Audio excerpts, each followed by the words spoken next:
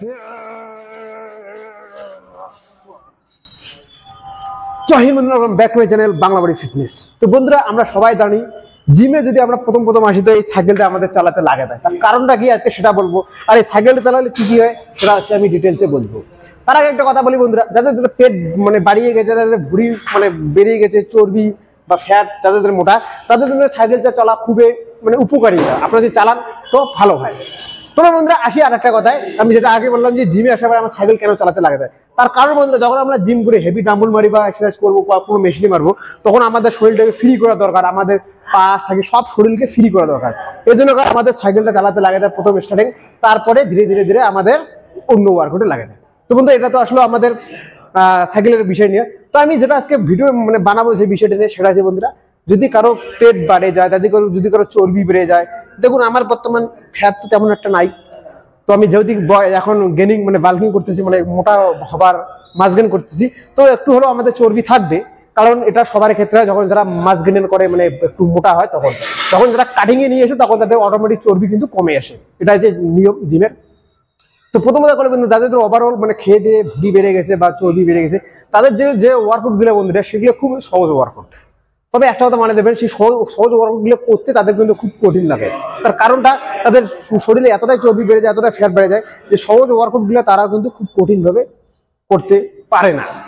তো বন্ধুরা, আমি যে আজকে একটা আপনাদেরকে উদ্দেশ্য বলবো, সেটা হচ্ছে বন্ধুরা, দেখুন যখন আপনারা ভুঁড়ি কমাতে যাবেন বা যখন আপনার পেটের চর্বি কমাতে যাবেন, তখন একটা জিনিস আপনাকে লক্ষ্য রাখতে লাগবে, সেটা হচ্ছে আপনার ডায়েট, আপনার যাকে বলে নর্মাল ভাষায় খাবার দাবার। এই খাবার দাবারটার উপরে আপনাকে কিন্তু কন্ট্রোল রাখতে লাগবে। বেশি মশলা জাতীয় জিনিস বা বেশি টক জাতীয় জিনিস, এই মতো জিনিস খাবেন না, নাহলে আপনার কিন্তু চর্বি বা ফ্যাট বেড়ে যাবে, যেটা কিন্তু আপনার ক্ষেত্রে একদমই উচিত না।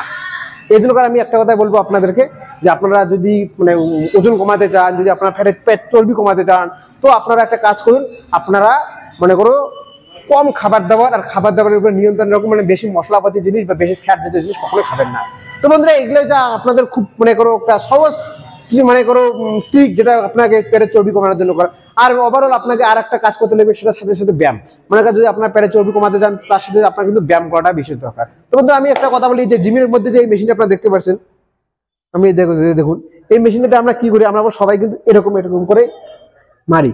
তো এটা আপনাদের তো শরীর ফ্রি হবে, প্লাস আপনারা কিন্তু পেটেও পড়বে, পেটে চর্বি তো প্রেশার পড়বে। দেখুন এই মেশিনগুলো আপনার এক্সারসাইজগুলো আপনারা যদি ভালো করে করেন, তো আপনার কিন্তু দ্রুত আপনার পেটের চর্বি কমে আসবে।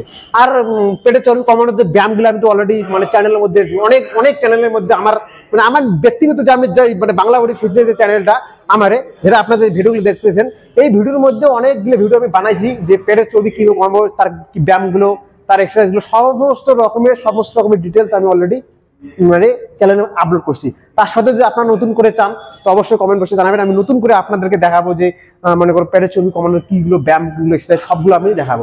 আজকে আমি আপনাদেরকে এটাই শুধু সাজেশন করি, যে আপনারা ডায়েটের উপরে কন্ট্রোল করেন, বেশি মশলাপাতি জিনিস খাবেন না, নাহলে আপনার পেটের চর্বি কিন্তু কখনো কমবে না। এটা মনে রাখবে, পেটের চর্বি বা সিক্স প্যাক বা যে কোনো অ্যাপস কমানোর জন্য, চর্বি কমানোর জন্য আপনাকে কিন্তু ন্যাচুরাল ডায়েট নিতে লাগবে।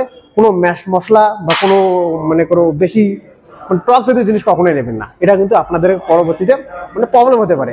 যেমনটা আপনারা যদি মাস গেনিং করতে চান, তার বিষয়ে একটা আলাদা ফ্যাট বা আলাদা যাতে জিনিস খেতে লাগবে, যেটা আপনার মাস গেনকে কাজ করবে বা মাস গেনকে আপনাকে সাহায্য করবে। কিন্তু যদি আপনারা তেমন আর কি চান, ওজন কমাতে চান, চর্বি কমাতে চান, পেটের যদি ভুঁড়ি কমাতে চান, তো এই মতো আপনাকে যদি মেনে চলেন, তো আপনার কিন্তু ডায়েটটা কন্ট্রোল করতে লাগবে, খাবার দাবারের উপরে নিয়ন্ত্রণ রাখতে লাগবে।